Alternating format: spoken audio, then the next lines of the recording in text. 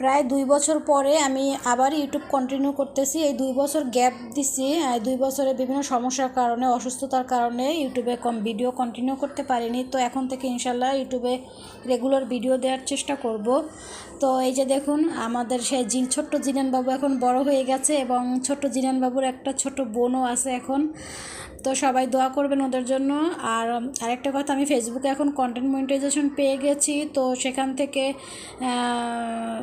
মোটামুটি ডলার আসা শুরু হয়ে গেছে, কম হোক, বাট এতদিন তো শুধু কোনো ডলার ছাড়াই কয়েক বছর যাবৎ কষ্ট করছি, ভিডিও বানাইছি। বাট এখন কম হোক আর বেশি হোক, ডলার আসা শুরু হয়েছে, এটাই অনেক।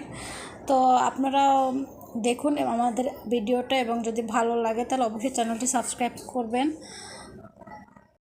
আর এই যে বালিশগুলো নিয়ে খেলা করতেছে, এগুলো ওর আব্বু নিজে দাঁড়াই থেকে তারপরে বানাই আনছে শিমুল তুলা দিয়ে। কারণ এর আগে শিমুল তুলা দিয়ে বানানো হয়েছে, বাট এরা শিমুল তুলার ভিতরে অন্য তুলাও অ্যাড করছে, যার কারণে নিজে কাছে থেকে ওরা মানে তুলা নিজে কিনে ওদেরকে দিয়ে এগুলো বানাইছে।